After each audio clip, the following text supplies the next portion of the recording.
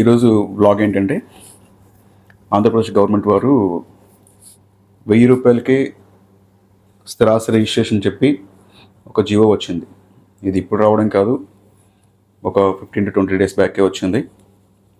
అది registration process అనేది ఎలా అనేది ఇప్పుడు నేను చెప్తాను చూడండి. ఫస్ట్ ఆఫ్ ఆల్ ఈ రిజిస్ట్రేషన్ ఓన్లీ కుటుంబ సభ్యుల మధ్య జరిగే రిజిస్ట్రేషన్ మాత్రమే, అది గుర్తుపెట్టుకోండి. సేల్కి కానీ మార్ట్గేజ్లకు కానీ ఇది రిజిస్ట్రేషన్ ఎట్టి పరిస్థితుల్లో వర్తించదు, ఈ స్టాంప్ డ్యూటీ, ఈ ఫీజు అనేది. కానీ ఈ 1000 రూపాయల స్టాంప్ డ్యూటీ రిజిస్ట్రేషన్ అనేది మాకు కూడా అన్ని ప్రాపర్టీస్కి అయితే కాదు, బిల్డింగ్స్కి, ఖాళీ సైట్స్కి కూడా వర్తించదు.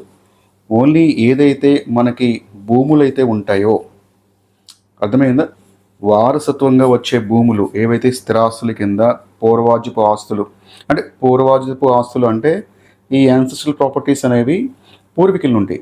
తండ్రి తర్వాత కానీ, తల్లి తర్వాత కానీ, తాత ముత్తాతల తర్వాత కానీ ఏవైతే నెక్స్ట్ లీగల్ హెయిర్స్ అయితే ఎవరైతే ఉంటారో వారికి వస్తాయి కదా, ఆ ప్రాపర్టీస్ని పూర్వార్జితపు ఆస్తులు అని అంటాం. వాటికి మాత్రమే, అవి కూడా స్థిరాస్తులు, ఓన్లీ పొలాలకు మాత్రమే ఒక 1000 రూపాయలు నామమాత్ర ఫీజుగా కట్టించుకుని రిజిస్ట్రేషన్ అనేది చేస్తారు.